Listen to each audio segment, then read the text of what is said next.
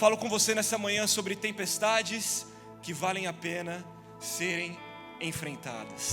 Já ouviu aquele ditado que diz: escolha suas batalhas, escolha as guerras que você quer enfrentar? Irmãos, existem guerras que nós escolhemos, mas existem batalhas que nos escolhem. Existem tempestades que nós entramos por irresponsabilidade, porque semeamos ventos. Já ouviu essa frase? Quem semeia vento vai colher tempestade. Mas existem tempestades que nós somos escolhidos para atravessarmos. Diga para pelo menos 5 pessoas que estão aí próximos a você: existem tempestades que vale a pena serem vividas. Enquanto eu estava sentado ali, o Espírito Santo me disse que existem pessoas nessa manhã que estão dizendo exatamente essa frase: meu Deus, como eu vou vencer essa batalha? Ela é muito maior do que eu. Os gigantes que têm se levantado são muito maiores do que eu posso suportar. Existem pessoas aqui que entraram nessa manhã dizendo: como que eu vou conseguir o recurso, se eu não consigo enxergar uma saída, se eu não consigo entender quais são os próximos passos, eu não tenho mais estratégias. Quando você entra num ambiente como esse, o seu coração ele é exposto diante da presença de Deus. Existem pessoas que estão atravessando tempestades externas e internas, e Deus está dizendo para você nessa manhã: filho, filha, a tempestade que você está vivendo pode ser maior do que você, mas jamais será maior do que o seu Deus. Jamais será maior do que os planos e os projetos que Deus tem para a sua vida. Quando nós olhamos para a palavra de Deus, Jesus é especialista em acalmar mar revolto, em acalmar ventos fortes, em dar uma ordem para a tempestade. Basta uma ordem dos céus e a tempestade se acalma. Basta uma ordem dos céus e Deus vira a estação. É uma chave, irmão, que vira e Deus te coloca numa nova estação. Mas Deus não vai te colocar numa nova estação se você ainda não aprendeu aquilo que Ele quer que você aprenda na estação que você está vivendo. Tem alguém comigo aqui em nome de Jesus? A partir de hoje você não vai mais murmurar da estação que você está vivendo, mas você vai começar a ver graça, milagre, favor de Deus no meio da tempestade. Nós servimos um Deus que se manifesta em meio à tempestade. Tempestades, elas vão nos ensinar a lidar com o inesperado, com aquilo que nós não estávamos talvez preparados. E consequentemente, tempestades vão desenvolver a nossa fé, vão aumentar o nosso nível de ousadia, de coragem, de intrepidez. Quando nós olhamos para a história, quando nós lemos a Bíblia, nós vemos que homens e mulheres, grandes homens e mulheres de Deus, surgiram em cenários de desafios, não em momentos de estabilidade. Deus ele permite desafios, Ele permite tempestades, não para nós morrermos afogados nelas, mas para que nós possamos ser promovidos de acordo com a sua graça e com o poder da sua presença que se manifesta através de nós. E você pode até estar se perguntando: o que eu fiz para merecer essa batalha? O que eu fiz para merecer essa tempestade? Porque comigo, Deus? E essa pergunta, se você não percebe, ela é muito egoísta, porque todas as vezes que você questiona Deus: Deus, por que comigo? Indiretamente você está dizendo: podia ser com meu irmão, né? Por que comigo? Eu sou tão bom. Podia muito bem ser com um parente meu, com aquela tia chata, com aquele primo insuportável, com aquela tia fofoqueira, com aquele vizinho. Mas Deus ele tem o tipo de batalha que você necessita enfrentar, para o tipo de futuro que Ele já preparou para a sua história. Deus ele é especialista em escolher pessoas comuns, ordinárias, para viverem histórias extraordinárias. E a maneira que Ele vai fazer isso é permitindo com que eu e você venhamos a viver tempestades. Tempestades que não são geradas pelo inferno, tempestades que são geradas pelo próprio Deus. Todas as vezes que Deus te convidar a viver uma tempestade, pode se tornar um pesadelo, ou pode se tornar a maior escola do sobrenatural. Você que decide a maneira como você quer enfrentar a sua tempestade. Um homem chamado Rachel Spafford nos ensina através da sua vida que o mar revolto, que tempestades, elas vão extrair de nós ou adoração ou nos tornarem pessoas de corações endurecidos. Rachel Spafford, ele era um advogado e empresário cristão muito bem sucedido em Chicago, nos Estados Unidos. Vivia uma vida aparentemente tranquila, bem sucedida, onde tudo estava indo muito bem, até que tempestades começaram a acontecer em sua vida. Em 1871, o filho primogênito de Spafford, Horatio Spafford Jr., faleceu aos 4 anos de idade em Chicago, devido a uma doença grave chamada escarlatina, uma infecção severa na garganta. Naquela época não havia penicilina, não havia antibióticos, e aquela criança veio a morrer, levando o Spafford a viver uma das fases mais difíceis da sua história. Ainda no mesmo ano, em 1871, em Chicago, um incêndio devastador destruiu grande parte da cidade de Chicago, nos Estados Unidos. É histórico, incêndio de Chicago. E Spafford perdeu todos os seus bens, todas as suas residências investidas, gerando nele um grande prejuízo financeiro. Spafford, tomado por um desejo de recomeçar a sua vida, ele olhou para Chicago e ele disse: eu não posso mais ficar nesse lugar, eu preciso recomeçar. E em 1873 ele decide o Plano Inglaterra. Quantos de vocês um dia não deixaram o Brasil pelo Plano Canadá para conseguir uma oportunidade melhor? Spafford, ele viu que em Chicago não fazia mais sentido ele continuar, então ele decidiu ir para a Inglaterra, mas primeiro ele decidiu enviar a sua família na frente, para depois ele ir. Então ele envia a sua esposa Ana, suas 4 filhas, Anne, Maggie, Bessie e Tanera, para a Inglaterra de navio, enquanto ele finalizava os seus negócios ali em Chicago. Só que todos nós estamos vulneráveis a viver a vida. Nós não sabemos o dia de amanhã, nós não sabemos aquilo que nos espera, aquilo que nos aguarda. Como diz um dos teólogos que eu mais gosto, Rick Warren, a vida é um atributo temporário. Enquanto a esposa e as filhas de Spafford estavam indo para a Inglaterra, o navio colidiu com outro navio, matando mais de 200 pessoas. Entre as vítimas estavam o bem mais precioso de Spafford, as suas 4 filhas.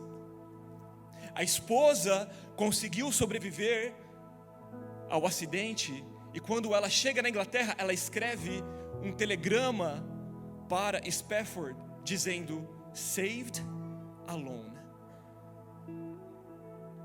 Spafford entendeu que ela foi a única que havia sobrevivido, e naquele momento ele teve que lidar com a dor de enfrentar a tempestade da perda.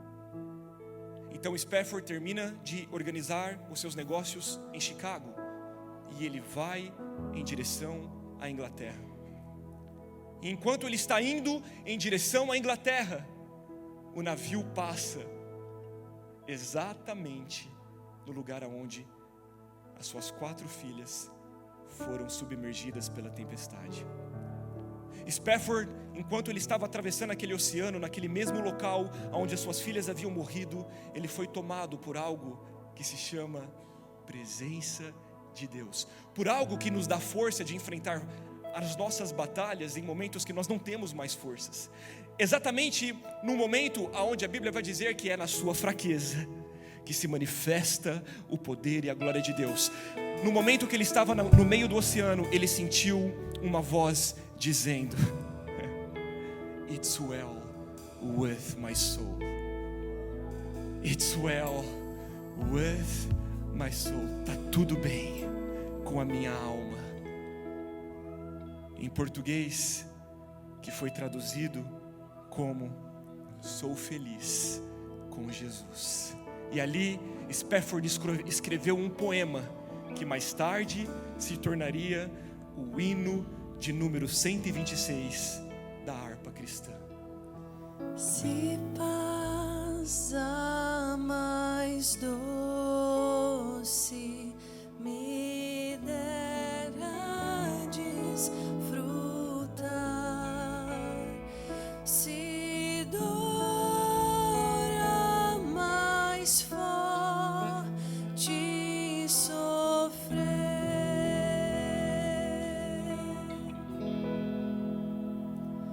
ó, seja o que for, tu me fazes saber que feliz Aleluia! com Jesus. Você pode dizer isso nessa manhã? Eu não sei a tempestade que você está enfrentando, mas levante as suas mãos e hoje você vai profetizar contra a esperança. Diga: sou feliz com Jesus. Com Jesus. Aleluia! Sou feliz com Jesus, meu Senhor. Mais uma vez, diga isso: sou feliz. Sou feliz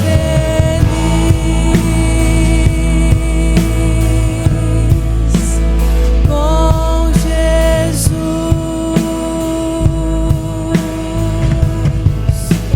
Sou feliz com Jesus, meu Senhor. Aleluia! Você pode aplaudir a Jesus nessa manhã, porque no meio da sua dor, Deus está extraindo os melhores louvores. Eu quero profetizar sobre a sua vida, que mesmo em meio a ventos fortes, a mar revolto, a crises, você não vai parar.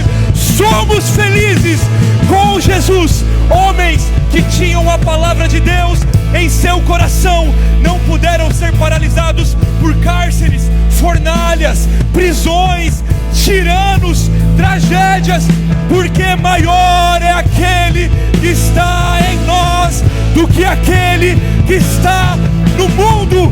Deus se move em tempestade.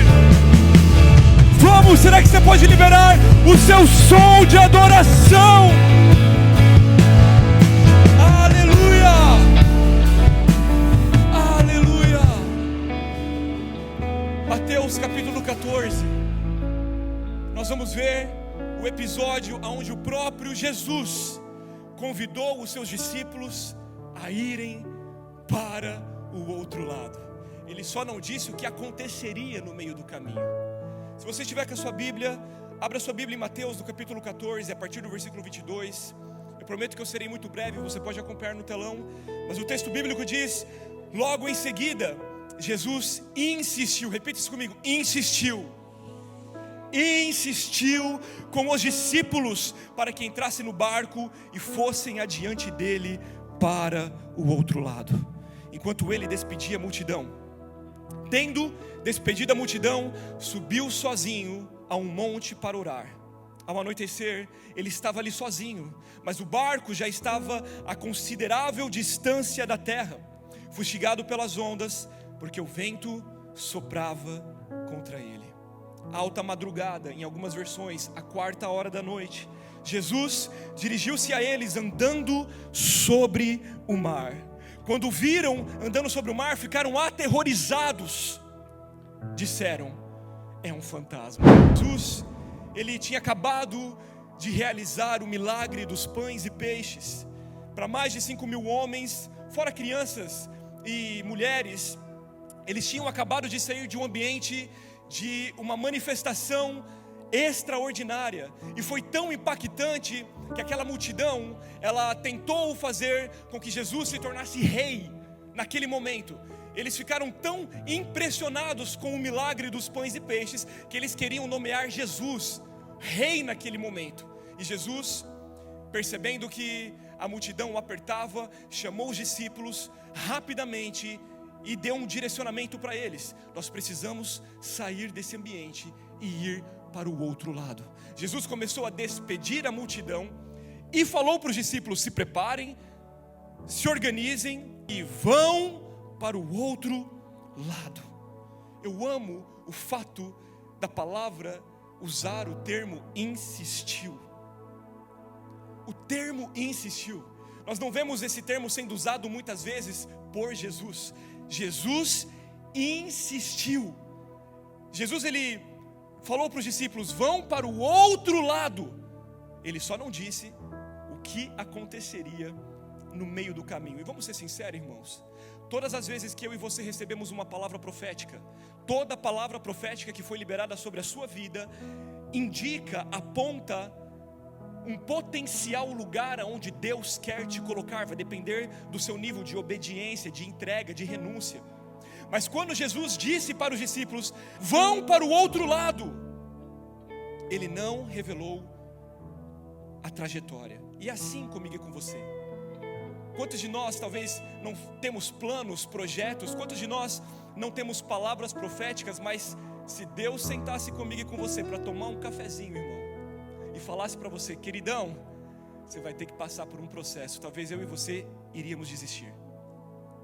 Por isso que a graça de Deus, ela se manifesta na nossa fraqueza, porque Deus, Ele não está interessado em te revelar o que vai acontecer no meio do caminho. Ele quer te transformar, te moldar, tocar no seu caráter enquanto você passa pelo caminho.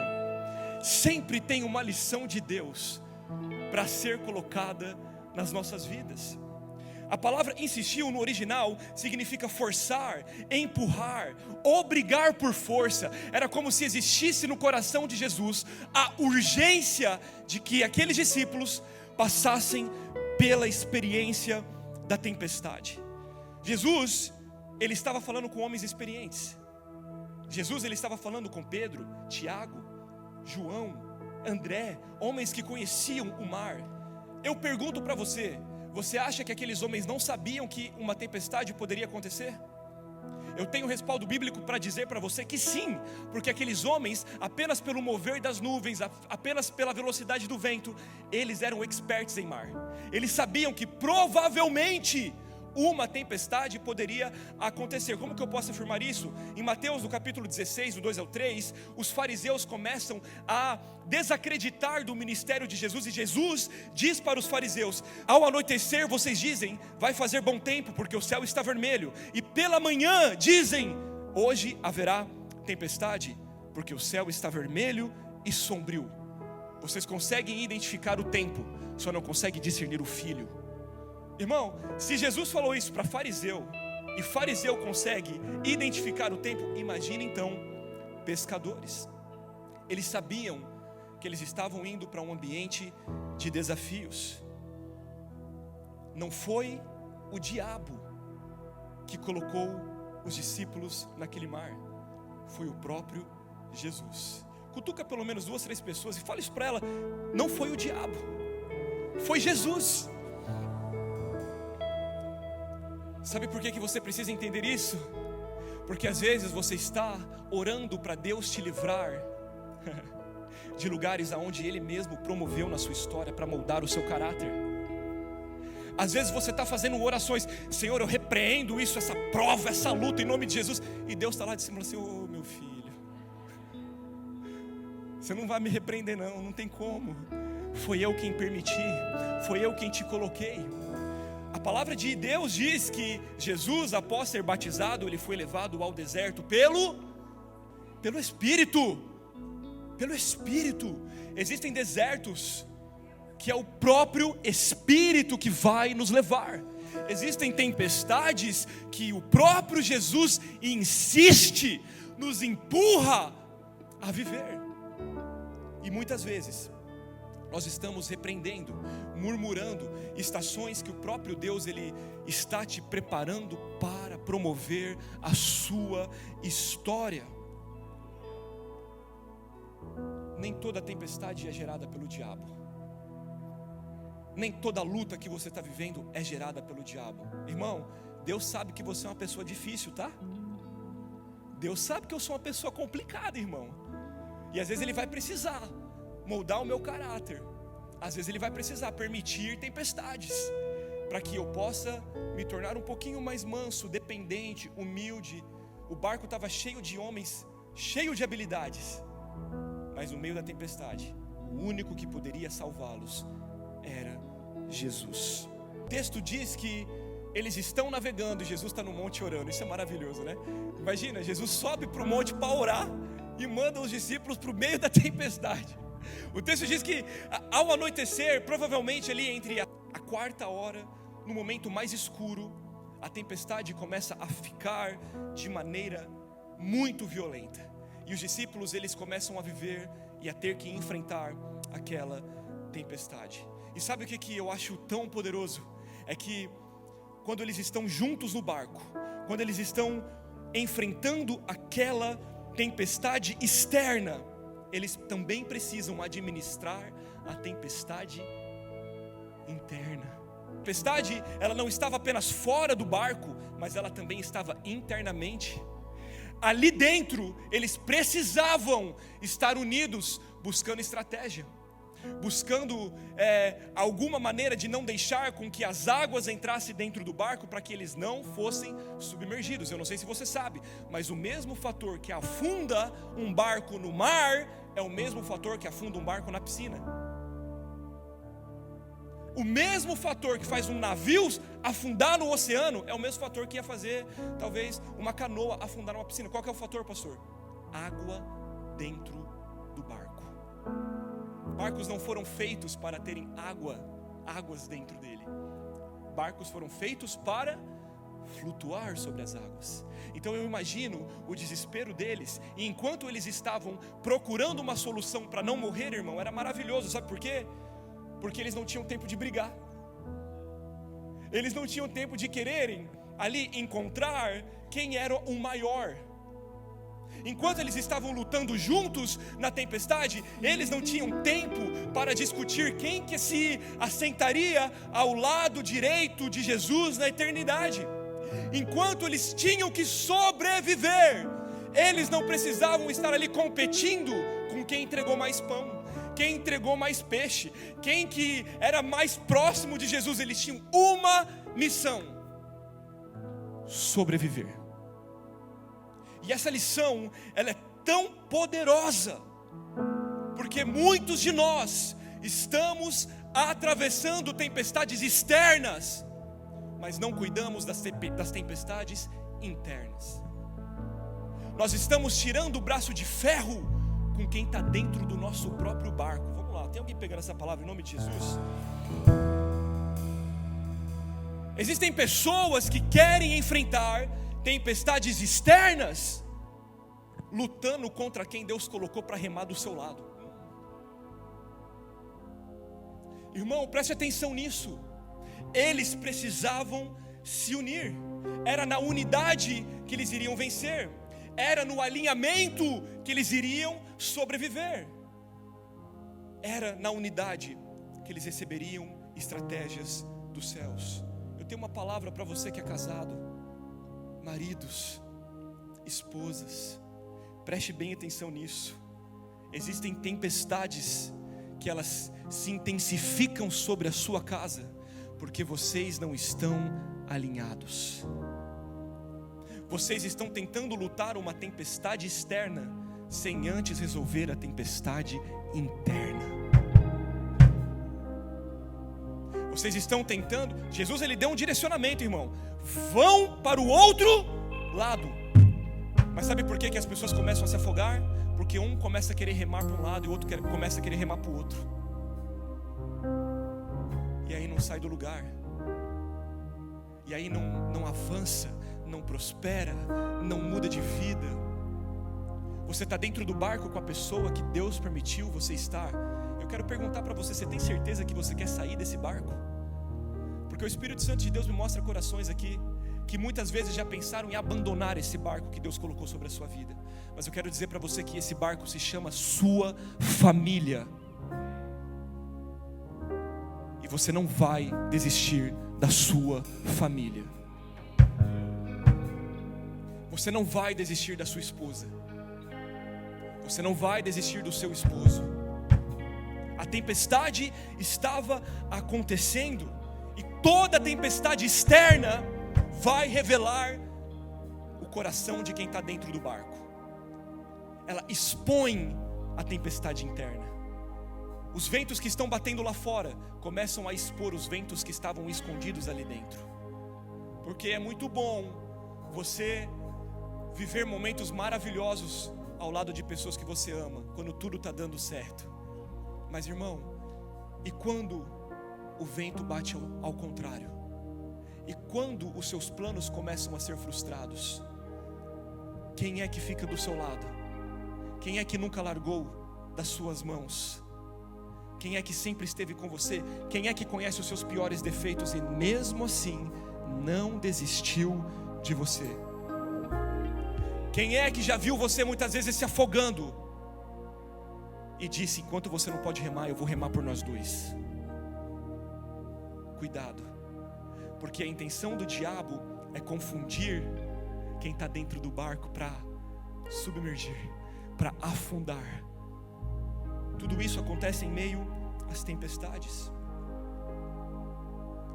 Pastor, mas eu sou solteiro, eu não tenho ninguém, como é que funciona, né? Os solteiros estão esperando uma palavra. Muitas vezes vocês resistem à vontade de Deus, remam contra o direcionamento que Deus deu para vocês. Deus disse para vocês: vai naquela direção. Aí você começa a conhecer pessoas, você começa a experimentar aquilo que a vida pode te dar, e você começa a remar em direção totalmente contrária àquilo que Deus um dia disse para você.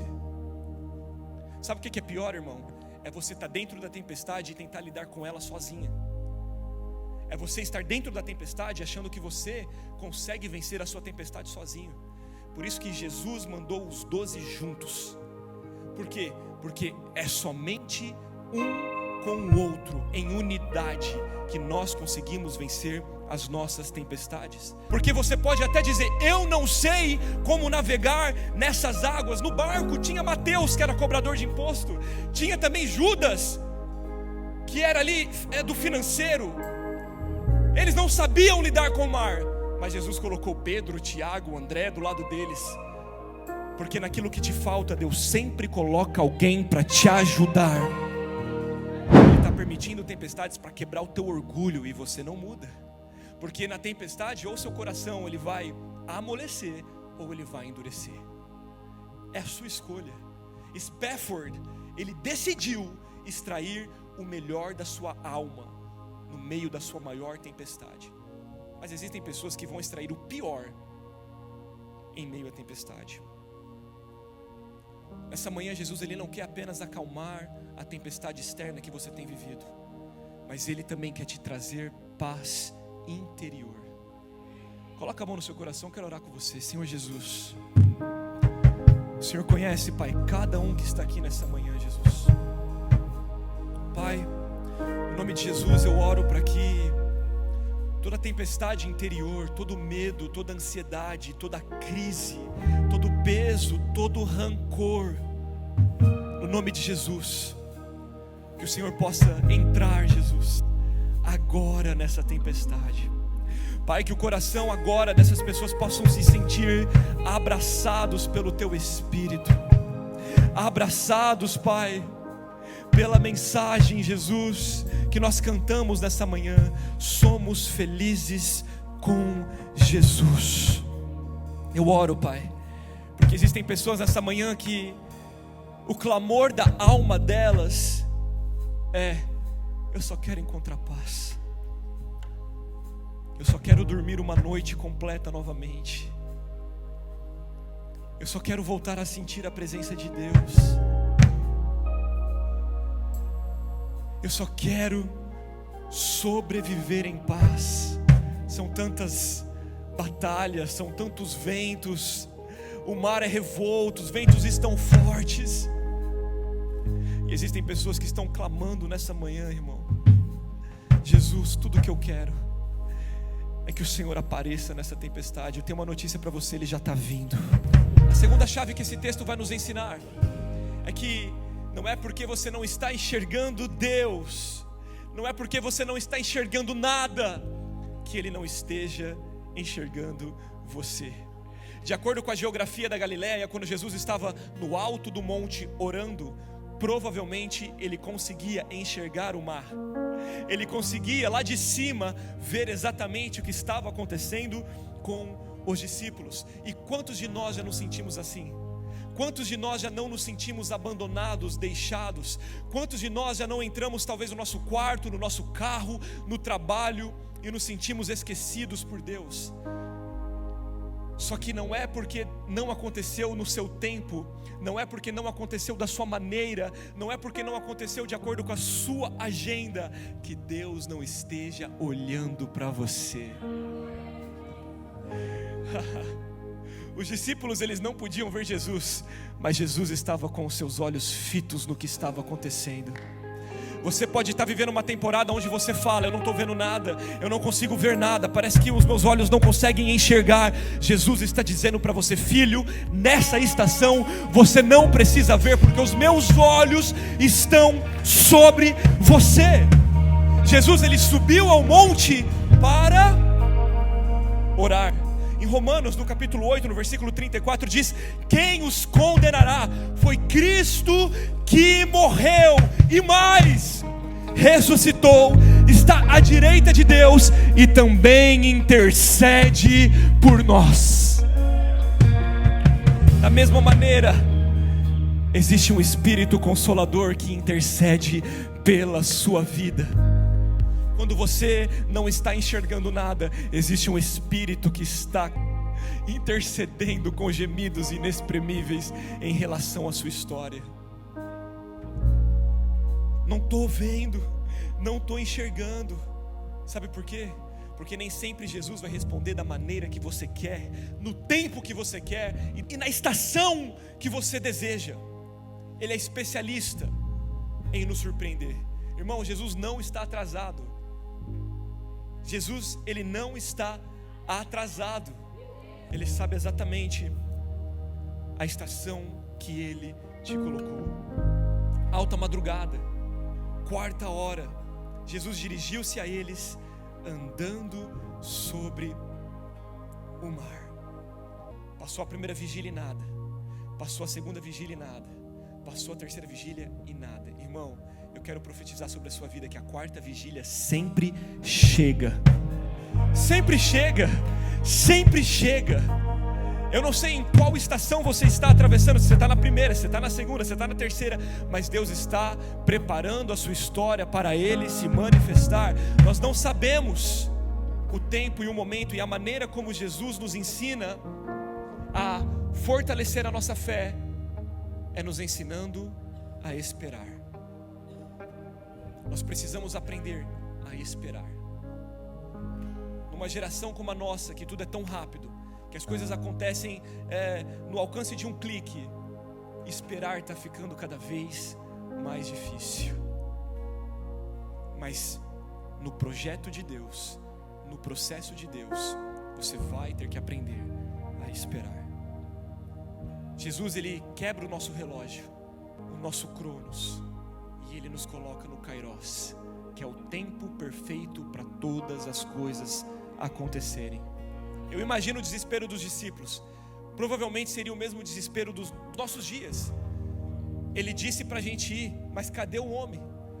Ele falou para a gente atravessar, mas cadê ele? Nós já estamos na 3h da madrugada e nada de Jesus. Talvez a mente deles estivesse vivendo ali uma crise. Eu não sei, o texto não diz, mas pelo perfil eu posso imaginar, eu posso conjecturar. Irmão, se tinha alguém ali que falava: eu duvido que ele vai vir, era Tomé. Eu duvido que ele vai vir, nós vamos morrer. Se tinha alguém ali que falou assim, eu avisei para não ir, era Pedro.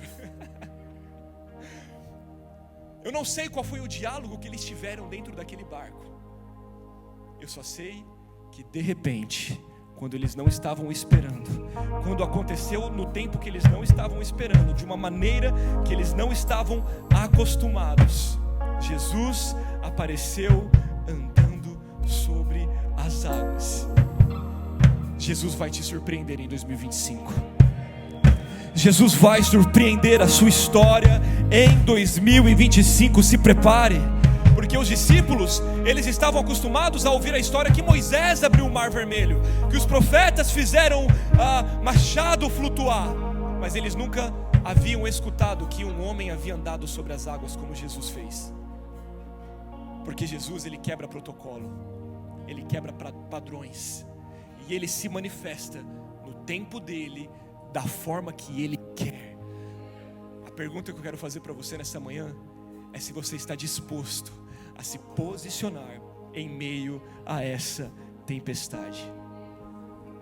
A terceira e a última chave que esse texto nos ensina é que a tempestade é um convite para nós vivermos experiências sobrenaturais.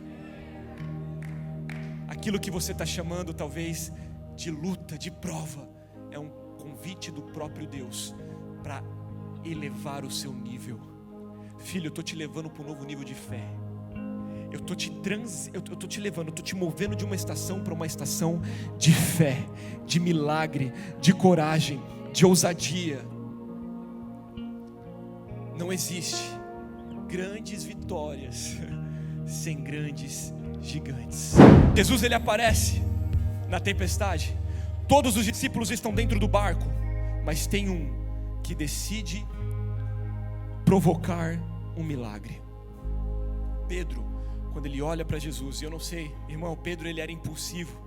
Nós vemos isso durante várias histórias. Pedro, uma hora ele repreende Jesus, outra hora Jesus está chamando ele de Satanás, outra hora ele tira a bainha da cintura para cortar a orelha do soldado. Irmão, Pedro, ele era ele ia de 1 a 100, assim. E eu não sei se foi o ímpeto, eu não sei mas algo tocou no coração de Pedro, que quando ele viu um homem andando sobre as águas, ele deu um passo para frente, ele olhou nos olhos de Jesus. Quando ele ouviu a voz do mestre, o mestre disse: coragem, sou eu, não tenham medo. Jesus está falando isso para você nessa manhã. Coragem, não foi eu quem te trouxe, não foi eu quem falei para você, vai para o outro lado. Não foi eu quem determinei para você estar aqui hoje, em 2025, vivendo o que você está vivendo. Não foi eu quem disse, vai. Então coragem, levanta a sua cabeça. Coragem, sou eu, coragem. E Pedro, ao ouvir a voz do mestre, reconheceu a sua voz e disse: se é o Senhor, então manda-me ir ter contigo. Se é o Senhor, eu decido andar no sobrenatural. Eu acho isso poderoso. Pega isso em nome de Jesus. Pedro, ele não apenas ouviu, mas ele se moveu. Tem um monte de gente que está sobrecarregado de palavras que já ouviram, mas não tem coragem de se mover. Deus já falou de diversas maneiras com você, mas você fica ali: será que é Ele mesmo? Será? Não, eu estou tranquilo, eu estou seguro aqui dentro do barco, enquanto a água está na minha canela, enquanto eu estou, está tudo bem. Mas um dentro do barco decidiu ousar. Existem dentro do mesmo barco pessoas que vão decidir ficar na segurança do barco, mas existe dentro do mesmo barco pessoas que vão decidir provocar milagres. Pedro provoca um milagre: manda eu ir. E aí Pedro, ele desce e ele começa a andar sobre as águas. E ele anda sobre as águas. Irmão, sabe qual que é a diferença de uma palavra profética para irresponsabilidade é que Pedro, na verdade, ele nunca andou sobre as águas. Pedro andou sobre uma palavra. Se fosse normal andar sobre as águas, irmão, tenho certeza que em 2025 alguém já teria conseguido reproduzir isso, sim ou não? Alguém ia conseguir fazer isso. Mas Pedro recebeu uma palavra. E sabe o que é irresponsabilidade? É você sair do barco sem ter uma palavra. Tem muita gente que saiu do barco sem uma palavra e aí afogou. Tem muita gente que se moveu sem ter um direcionamento de Deus, se moveu sem ouvir a voz de Deus e aí afogou. Por quê? Porque naquela tempestade as habilidades dos marinheiros não valiam de nada. O que sustentou aqueles discípulos foi a palavra. É a palavra que te sustenta, é a palavra que te levanta, é a palavra que vai fazer você chegar aonde Deus disse que você chegaria. Pedro, ele não andou sobre as águas, ele andou sobre uma palavra. Só que quando ele começou a reparar no vento, no mar revolto, o texto bíblico diz que ele fez o quê? Ele afundou. E assim somos nós. Muitos começamos bem, mas só a sua empolgação não vai ser suficiente para chegar aonde Deus determinou você chegar. Nós não vivemos por motivação, nós vivemos por convicção. Existem dias que eu faço aquilo que Deus me chamou não por motivação, mas por obediência. Nem todos os dias eu me levanto com motivação de fazer o que Deus me chamou, mas eu vou por obediência. Porque eu tenho uma palavra e a palavra me sustenta. Porque eu tenho uma palavra e a palavra faz com que eu ande em meio à tempestade. Fica dependendo da sua motivação, irmão. Por conta da tua motivação você está falando que você vai para a academia desde 2023. Não, 2024 eu vou entrar no shape. Tá aí, 2025, irmão, o que mudou? Porque nós não podemos andar por motivação, nós andamos por convicção. Eu tenho uma palavra, eu não vou parar. Quando Pedro começou a olhar os ventos, ele se afogou.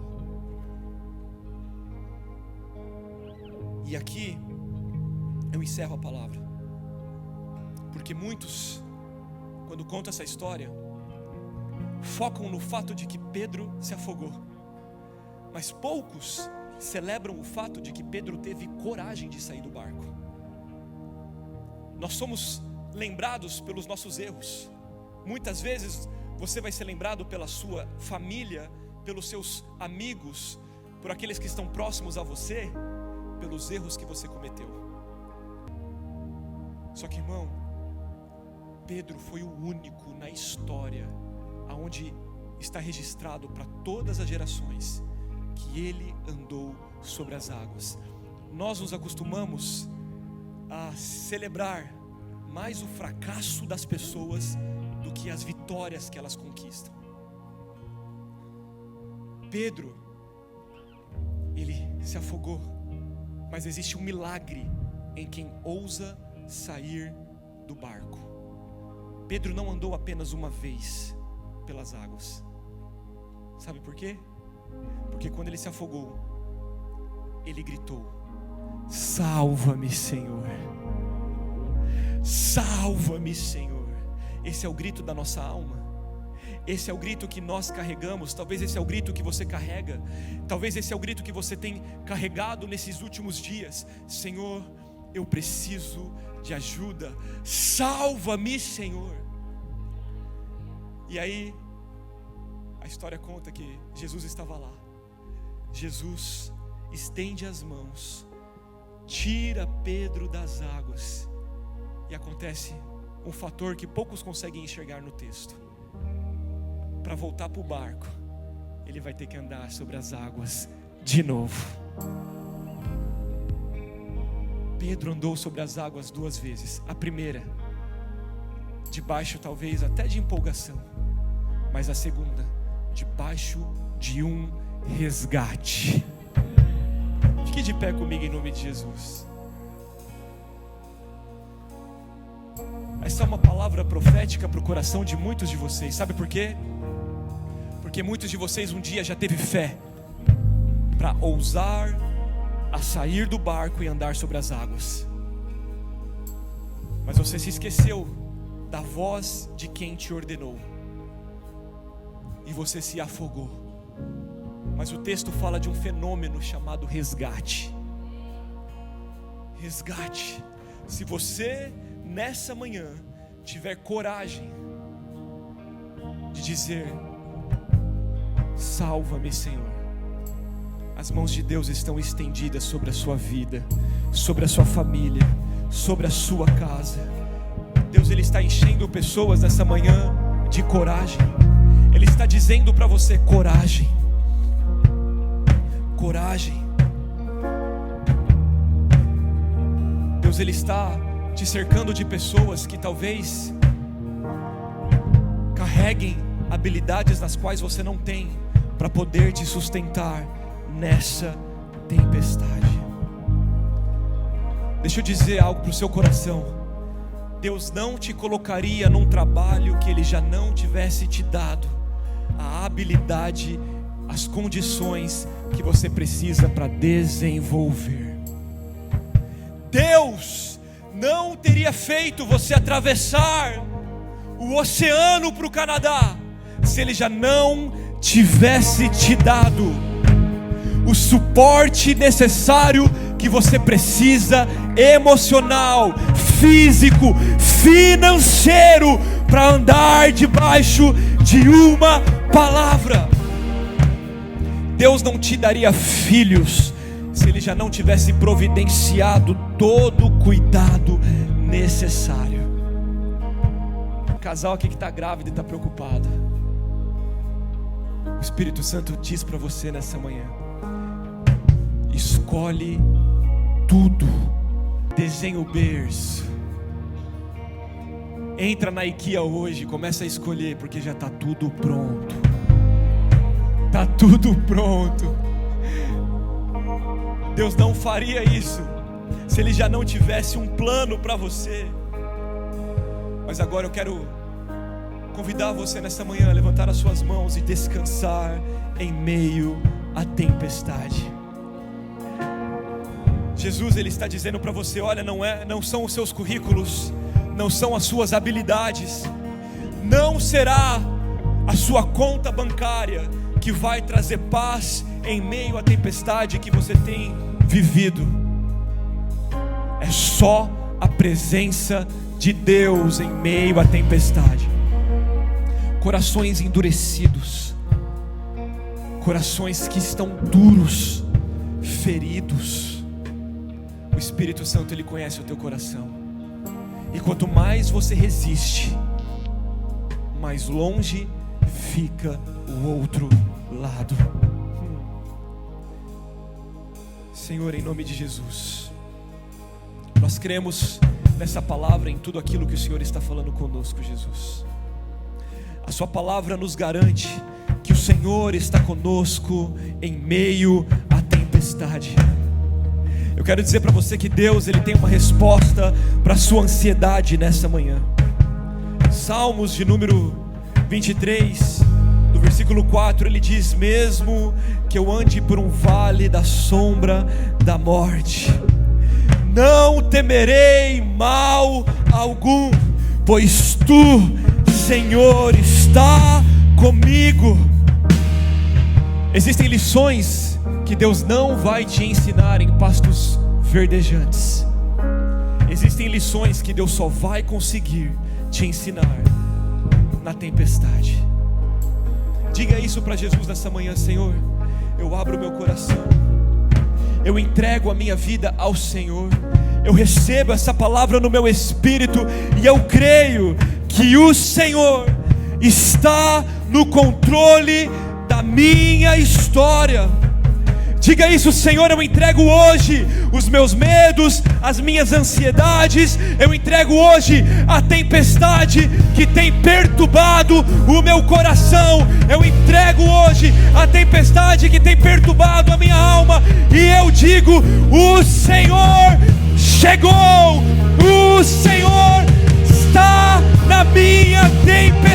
tempestade, e o Senhor olha nos meus olhos e diz: coragem, coragem, sou eu, coragem, coragem. A palavra de Deus diz: 1000 poderão cair ao teu lado, mas 10.000 cairão à sua direita, e nada te atingirá, porque existe uma palavra sobre a sua história. Vamos louvar em nome de Jesus.